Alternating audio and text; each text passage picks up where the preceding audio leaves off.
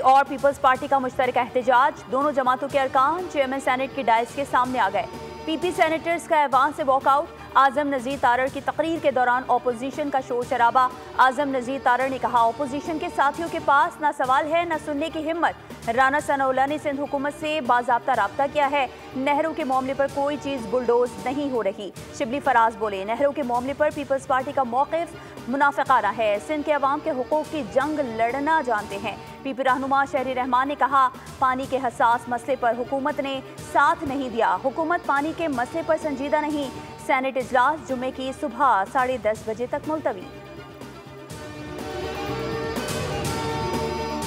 नहरों के मसले पर बात हमारी हाथ से निकली तो दमादम मसकलंद होगा। कैनाल्स मंसूबे के खिलाफ एहतजाज करना सिंध का हक है। हम चाहते हैं कि कैनाल्स के इशू पर हम सब मुत्तहिद रहें। वज़ीर आला सिंध का किसी कीमत पर नहरों का मंसूबा ना बनने देने का ऐलान।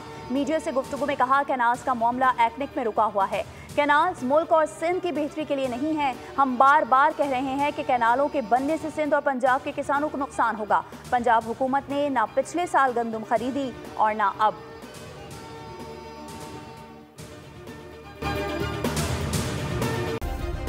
सब्सक्राइब करें और बेल दबाएं ताकि कोई खबर रह न जाए।